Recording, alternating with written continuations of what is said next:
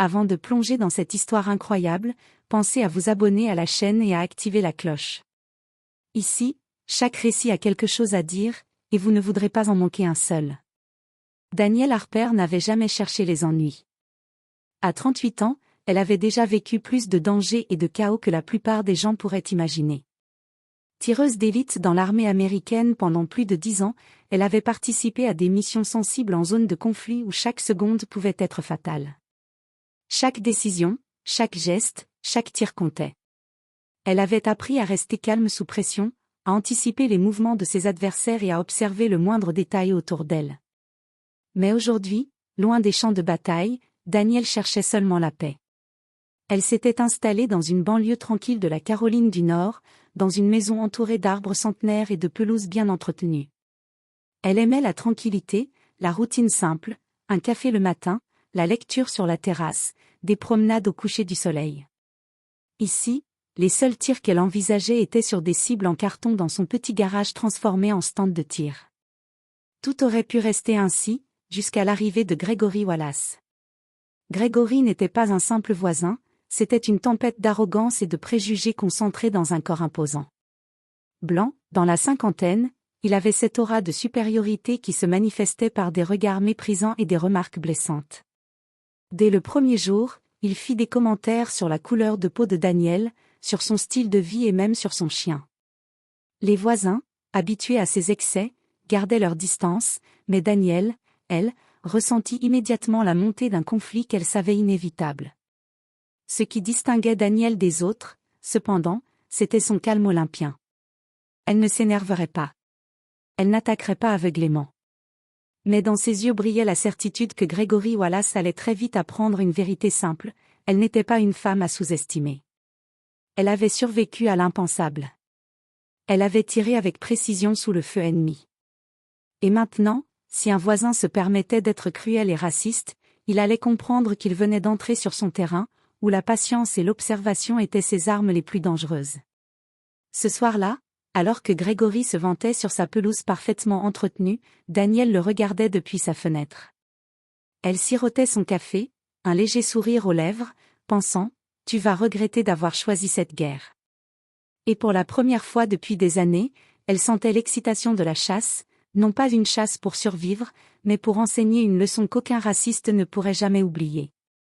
Danielle Harper venait à peine de s'installer dans sa nouvelle maison depuis quelques semaines quand Gregory Wallace fit son apparition. L'homme descendit de son pick-up rutilant, un sourire arrogant collé au visage, et commença immédiatement à inspecter son nouveau territoire avec un air de propriétaire du monde. Danielle, qui jardinait tranquillement près de sa terrasse, le regarda en silence. Le premier contact fut brutal. « Alors, c'est toi la nouvelle voisine ?» lança Gregory, sa voix traînante et pleine de condescendance. « Pas vraiment le genre qu'on voit ici, hein ?» Danielle releva les yeux calmement. Elle pouvait sentir la tension dans chaque mot, l'intention de provoquer, de déstabiliser. Mais au lieu de répondre sur le ton de la colère, elle opina poliment, un simple sourire mesuré sur les lèvres. « Oui, enchantée », répondit-elle avec calme. Danielle Harper. Gregory ricana. « Eh bien, Danielle, j'espère que tu vas vite t'habituer à notre quartier. On a ses règles ici, tu sais. Certaines personnes, eh bien, elles ne s'intègrent pas toujours. » Le sous-entendu était clair. Danielle sentit son sang se glacer, mais pas de panique. Dans sa carrière militaire, elle avait appris à ignorer les provocations. Elle nota chaque détail, sa posture, le ton de sa voix, la façon dont ses yeux cherchaient à jauger sa réaction. Tout était un test pour elle. Les jours suivants, les provocations s'intensifièrent. Gregory se mit à jouer de la musique à des volumes insupportables tard dans la nuit, à garer son pick-up de manière à bloquer l'entrée de Danielle, et à lancer des commentaires désobligeants à son égard dès qu'elle sortait son chien. Il ne se contentait pas de la mépriser publiquement, il essayait de la provoquer, de la pousser à réagir. Mais Danielle resta immobile. Elle continuait ses routines, café le matin, lecture sur la terrasse, séance d'entraînement au tir dans son garage. Chaque geste était mesuré, chaque mouvement précis. Elle savait que la patience serait sa meilleure arme. Un soir, Alors qu'elle arrosait ses plantes sous la lumière dorée du coucher de soleil, elle entendit Grégory marmonner pour lui-même en passant devant sa clôture, « Je vais te faire comprendre, petite. » Daniel leva les yeux, un léger sourire aux lèvres, et pensa, « Si tu crois que je vais tomber dans ton piège, tu te trompes. Tu vas apprendre, à tes dépens. » Ainsi commença la guerre silencieuse. Pas de coups, pas de cris. Juste la promesse d'une leçon que Grégory Wallace n'était pas prêt d'oublier. Les semaines passèrent, et Grégory Wallace ne montrait aucun signe de relâchement. Si au début ses provocations semblaient simplement agaçantes, Daniel commença à remarquer un motif, chaque geste était pensé pour l'humilier ou l'irriter. Un matin, elle trouva des déchets éparpillés sur sa pelouse, soigneusement disposés pour ressembler à un « message ». Une autre fois, ses pneus furent légèrement crevés, pas assez pour causer un accident, mais assez pour lui faire perdre du temps et tester sa patience. Il se montrait également intrusif, observant Daniel depuis sa fenêtre, prenant des photos de sa propriété, et même essayant de discuter avec ses amis lorsqu'il venait la visiter. Daniel resta calme, mais à l'intérieur, son esprit était en ébullition. Chaque mouvement de Grégory était analysé avec la précision d'une tireuse d'élite, où il se tenait, quand il intervenait, quelles étaient ses habitudes. Tout cela formait un schéma. Elle comprit rapidement qu'il ne s'agissait pas seulement de voisinage difficile, c'était un défi personnel, une provocation ciblée pour tester ses limites. Ce soir-là, après une journée particulièrement épuisante où Grégory avait laissé sa musique à fond jusqu'à minuit, Daniel sortit dans son garage. Là, elle observa son ancien équipement militaire, fusil, lunettes de visée, cibles, et accessoires d'entraînement. Elle n'avait pas touché à tout cela depuis des années, mais son esprit militaire revint instantanément. Elle ne voulait pas de violence inutile. Son but n'était pas de « tirer » sur Grégory, mais de lui faire regretter chaque mot, chaque regard méprisant. Elle commença à élaborer un plan, une série de petites actions, subtiles mais efficaces, pour lui montrer qu'elle n'était pas une simple cible. Chaque mouvement serait précis, réfléchi, et surtout, invisible pour les autres. Elle se rappela les leçons apprises sur le terrain, la patience, la précision, l'observation, et l'anticipation des réactions de l'adversaire. Grégory, arrogant et sûr de lui, ne pourrait jamais imaginer qu'une ancienne tireuse d'élite observait ses moindres gestes, préparant chaque étape de sa réponse avec soin. Ce soir-là, Daniel resta sur sa terrasse, les yeux fixés sur la maison voisine. Le soleil disparaissait derrière les arbres, plongeant le quartier dans une lumière dorée et mystérieuse. Elle pensa, chaque action a une réaction. Chaque mouvement sera calculé. Et bientôt, ce voisin raciste comprendra qu'il a choisi le mauvais adversaire. Daniel ne voulait pas de confrontation ouverte. Elle savait que la colère pouvait rendre aveugle. Mais Grégory Wallace avait franchi une ligne invisible, et il était temps qu'il comprenne qu'elle n'était pas une femme à sous-estimer. Ce soir-là, elle se rendit dans son garage, transformé en petit espace d'entraînement.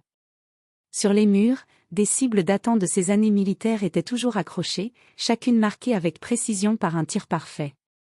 Elle toucha ses fusils, remonta son équipement, et passa en revue ses anciennes routines.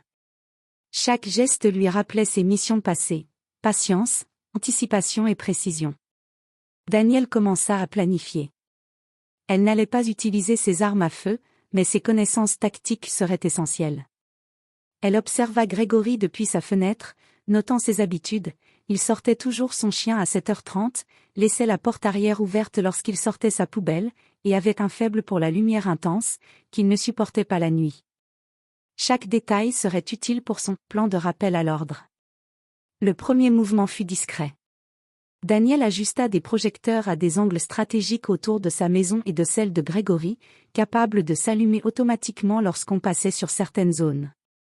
Elle installa aussi quelques capteurs de mouvement et petites alarmes silencieuses, juste assez pour surprendre et déstabiliser son voisin sans le mettre en danger. Elle réfléchit également aux gestes psychologiques. Des objets déplacés subtilement, un jardin légèrement perturbé au moment où il passait devant sa clôture, des sons légers mais inhabituels la nuit, tout devait créer une atmosphère de mystère, où Grégory se sentirait constamment observé et devinerait, sans jamais savoir exactement quoi, qu'il n'avait aucun contrôle. Assise sur sa terrasse, Daniel regarda la maison voisine, son café encore chaud à la main. Elle se sentit vivante, comme lorsqu'elle était en mission, mais cette fois pour défendre sa dignité plutôt que sa vie. Elle murmura pour elle-même, « Tu vas apprendre que chaque provocation a une conséquence. Et moi, je connais très bien la patience et la précision. » Pour la première fois depuis l'arrivée de Grégory, Daniel ressentit un mélange d'excitation et de satisfaction. La guerre silencieuse venait de commencer, et elle était prête à mener chaque mouvement avec la maîtrise d'une tireuse d'élite.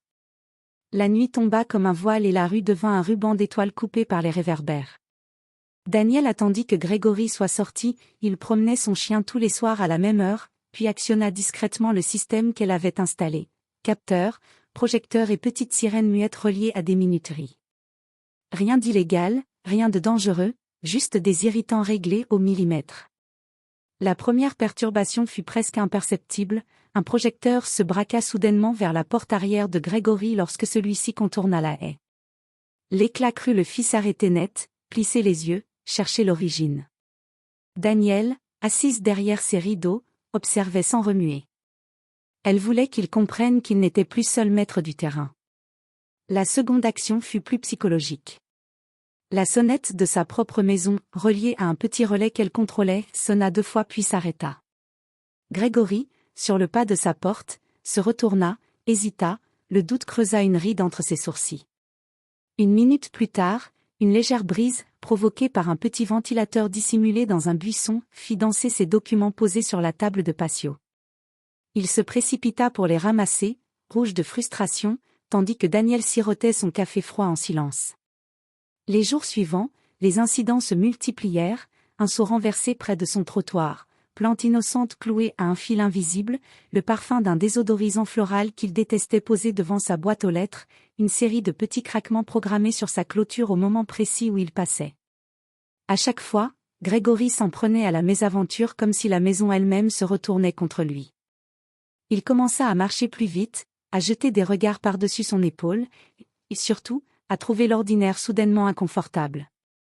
Daniel veillait à une règle stricte, aucune humiliation publique directe, aucune menace explicite. Son but était d'installer l'incertitude, ce sentiment corrosif qui ronge l'arrogance et fait vaciller le mépris. Elle observa comment Grégory se repliait sur des explications rationnelles, vandalisme, rat, voisin farceur, mais son visage trahissait l'inquiétude. L'homme qui se croyait maître du quartier perdait du terrain sur lui-même. Un soir, Grégory décida d'escalader. Il s'approcha de la clôture, toqua à la porte de Daniel, et devant la porte, éleva la voix pour s'adresser aux voisins réunis, « Qui se permet de jouer avec mes affaires? Qui est derrière tout ça ?» Sa tentative d'intimidation publique reçut un silence poli et froid. Aucun voisin ne voulut s'afficher à côté d'un harceleur. Daniel ouvrit la porte et se tint droit, calme, sans colère feinte ni sourire triomphant. « Grégory, dit-elle simplement. » Sa voix était neutre, mesurée, la voix d'une femme qui a l'habitude de peser chaque mot. « Si tu as un problème, tu peux en parler. Nous sommes voisins. » Son ton le déstabilisa plus que n'importe quelle accusation. Il s'attendait à une joute, à une explosion, pas à du flegme. Grégory balbutia, réprimandé par sa propre colère qui ne trouvait plus de cible claire. Il se retira en maugréant, le nez haut, mais l'expression sur son visage trahissait autre chose, l'étincelle de la peur. Cette nuit-là, en rentrant chez elle, Daniel passa devant le petit garage où elle avait autrefois posé des cibles. Elle toucha du bout des doigts une des marques anciennes d'un tir parfaitement centré et sourit. Sa leçon initiale avait fonctionné, Grégory n'était plus sûr de ses pas. Elle avait semé le doute sans recours à la violence, et le doute commençait déjà à l'éroder.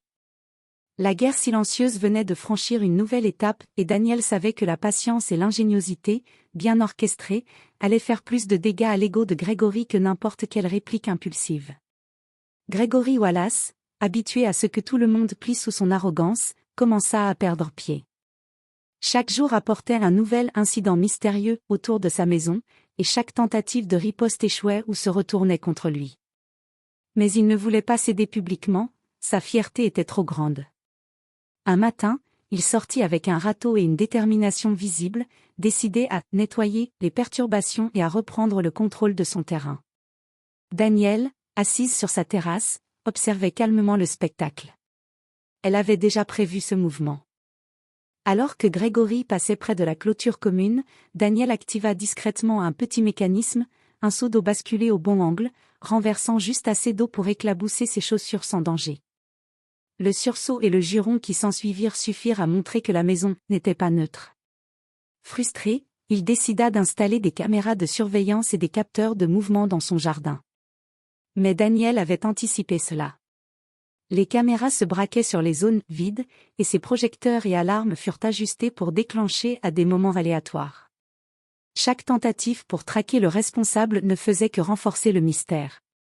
Un après-midi, Grégory tenta une confrontation directe. Il toqua à la porte de Daniel, le visage rouge de colère. « Daniel. C'est toi, je le sais. Arrête ces farces immédiatement. » Daniel ouvrit la porte, un sourire calme sur le visage.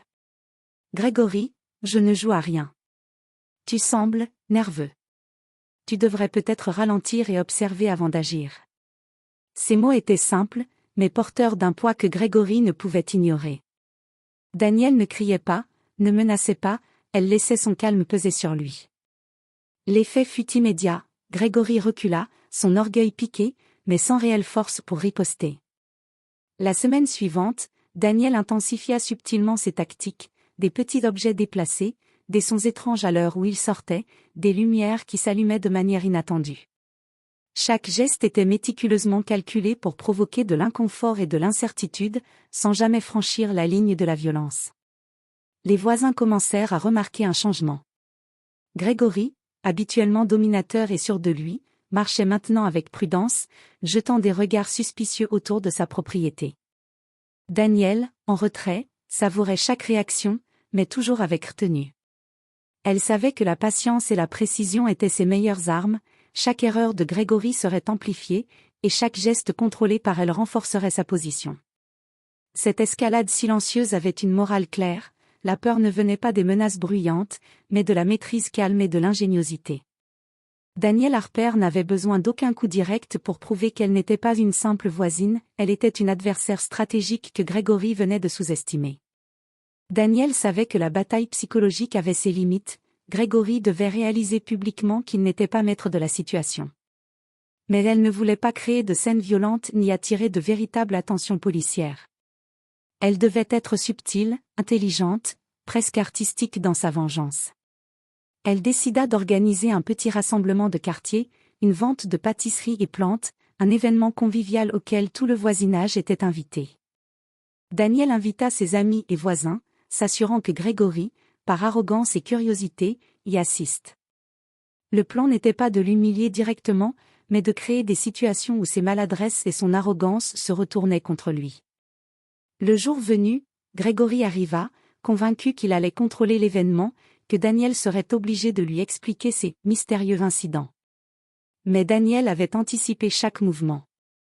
Les projecteurs légèrement mal orientés, les chemins délibérément glissant avec des tapis de fleurs, et quelques surprises ingénieuses transformèrent son expérience en série d'humiliations silencieuses. Lorsqu'il voulut s'asseoir sur un banc, une branche soigneusement positionnée craqua sous lui, le forçant à se lever précipitamment devant tout le monde. Une petite fontaine installée pour l'événement s'activa au moment où il passait devant, éclaboussant légèrement ses chaussures. Des objets légers placés sur son chemin tombèrent au sol dès qu'il s'avançait, créant une impression étrange de « maison vivante » orchestrée par Daniel. Les voisins, qu'il avait déjà trouvés arrogants, observaient avec amusement et curiosité. Grégory tenta de masquer sa frustration par un sourire crispé, mais Daniel, calme et poli, se promenait parmi les invités, discutant naturellement avec les gens et laissant les petites farces parler d'elles-mêmes. À la fin de l'après-midi, Grégory était rouge, agacé, et épuisé mentalement. Il comprit que Daniel contrôlait la situation, chaque mouvement, chaque incident, chaque accident semblait calculé et parfaitement orchestré. Plus tard, lorsqu'elle croisa son regard depuis la terrasse, Daniel lui lança simplement. « Parfois, Grégory, la patience et l'observation valent mieux que la force. Tu devrais t'en souvenir. » Il détourna les yeux, incapable de répondre, conscient pour la première fois qu'il n'était plus celui qui tenait le contrôle. La leçon avait été donnée, silencieuse, efficace, et publique, mais sans jamais franchir la limite de la légalité ou de la violence. Daniel sourit intérieurement. La bataille n'était pas terminée, mais elle venait de franchir une étape décisive. Grégory commençait enfin à comprendre qu'il n'avait jamais vraiment été le maître de la situation. Après plusieurs semaines de petites perturbations et d'humiliations subtiles, Daniel savait qu'il était temps de passer à l'étape finale. Grégory Wallace, qui se croyait invincible et supérieur, commençait à marcher sur des œufs autour d'elle. Mais il ne réalisait pas encore l'ampleur de sa méprise, il faisait face à une ancienne tireuse d'élite qui ne laissait rien au hasard. Daniel passa plusieurs jours à observer ses habitudes, les heures où il rentrait du travail, ses trajets habituels, la manière dont il interagissait avec les voisins et même la façon dont il rangeait ses outils dans son garage. Chaque détail serait crucial pour la confrontation finale, et cette fois, elle ne se limiterait pas à des incidents aléatoires, il s'agissait de lui montrer directement qu'il n'avait aucune autorité sur elle. Le jour venu, elle choisit un moment stratégique, un samedi après-midi, quand le quartier était animé, que ses amis et voisins se promenaient et que Grégory se promenait dans sa cour pour vérifier l'ordre de son domaine. Daniel sortit calmement sur sa terrasse, comme si de rien n'était, tenant simplement une tasse de thé. « Grégory », lança-t-elle d'une voix douce mais ferme, « j'ai remarqué que vous semblez stressé ces derniers temps. » Il fronça les sourcils, prêt à répliquer, mais elle poursuivit. « Vous devriez savoir que je sais exactement ce que vous faites, quand vous le faites et pourquoi vous pensez que ça fonctionne. Mais vous vous trompez. » Daniel avait prévu ce moment depuis le début, elle fit glisser légèrement un miroir mobile qu'elle avait placé discrètement dans son jardin, permettant aux voisins de voir en direct le visage confus et rouge de Grégory, tandis qu'elle continuait de parler calmement. « Toutes vos tentatives pour me perturber ont échoué, dit-elle, chaque mot pesé. Vous avez cru que je me laisserais intimider par vos petites provocations, mais vous vous êtes trompé. Vous n'êtes plus le maître ici. Pas de menaces, pas de cris, juste une observation et une stratégie. » Grégory resta sans voix. Son arrogance ne savait pas comment réagir à cette démonstration de contrôle calme et méthodique. Les voisins, qui assistaient à la scène à distance, comprirent immédiatement qui détenait le vrai pouvoir dans cette guerre de voisinage. Daniel Harper n'avait pas besoin de crier, de menacer ou de frapper, sa maîtrise totale de la situation était sa victoire. Avant de retourner à l'intérieur, elle ajouta simplement. « J'espère que cette leçon vous servira à l'avenir. Respectez vos voisins. Sinon, vous savez que je peux anticiper vos mouvements. » Grégory, humilié mais incapable de le montrer ouvertement, recula lentement vers sa maison, le visage baissé, le corps crispé. Pour la première fois, il comprit qu'il avait sous-estimé Daniel et qu'il ne pourrait jamais la contrôler. Daniel, souriante mais silencieuse, retourna à sa tasse de thé. La guerre silencieuse était gagnée, et la paix retrouvée. Pour elle, la véritable victoire résidait dans le contrôle de la situation et la démonstration subtile de force. Grégory Wallace, humilié mais toujours orgueilleux, décida de ne pas se laisser abattre. Si Daniel pensait qu'il allait disparaître, elle se trompait. Ce samedi-là, il tenta sa dernière manœuvre, une confrontation directe, sous la forme d'une menace ouverte. Il sortit dans sa cour, les poings serrés, et cria vers Daniel. « Ça suffit. Je ne vous laisserai pas continuer à me ridiculiser. » Daniel sortit calmement sur sa terrasse, un léger sourire aux lèvres, son regard fixé sur lui. Elle ne montrait aucune peur, aucun stress. Chaque muscle de son corps était détendu, mais son aura de contrôle complet rendait Grégory nerveux. « Grégory, dit-elle lentement, vous n'êtes pas le premier à essayer d'intimider quelqu'un. Et vous n'êtes pas le dernier à échouer. » Elle fit un pas en avant, mais jamais trop près. Sa voix restait douce, posée, mais chaque mot était tranchant comme une lame invisible. « Vous avez essayé, vous avez échoué. Vous avez cru que la force brute et la menace vous donneraient le contrôle, mais vous ne contrôlez rien. Pas moi. Pas la situation. Pas le quartier. » Grégory, rouge de colère et de frustration, tenta de répondre, mais ses mots se bloquèrent dans sa gorge. Il comprit que chaque geste, chaque plan subtil de Daniel avait été anticipé. Il n'avait jamais eu le dessus. À ce moment, plusieurs voisins sortirent sur leur terrasse pour observer la scène. Ils virent Grégory, désemparé et humilié, face à Daniel Harper, calme et souveraine. Aucun cri, aucun combat physique, juste une démonstration parfaite de maîtrise et de stratégie. Daniel ajouta, presque comme un murmure destiné à lui rappeler définitivement sa place. Vous voyez, Grégory, la vraie force ne vient pas de la violence ni de l'intimidation. Elle vient du contrôle, de la patience et de la précision. Grégory recula, le corps raide, incapable de répondre.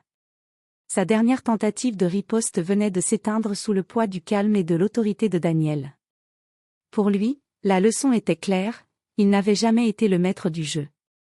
Cette victoire silencieuse apporta à Daniel une satisfaction profonde.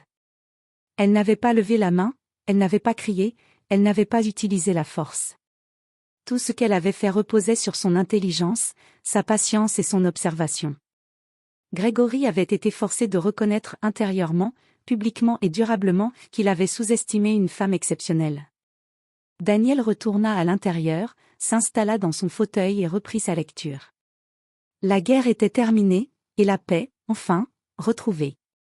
Elle sourit, sachant qu'elle avait prouvé à Grégory et à tous les voisins une vérité simple mais puissante: le respect ne se réclame pas avec l'arrogance, il se gagne par la maîtrise et la dignité.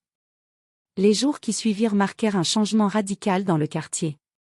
Les voisins, qui avaient longtemps observé les tensions entre Daniel Harper et Grégory Wallace, commencèrent à comprendre la dynamique réelle.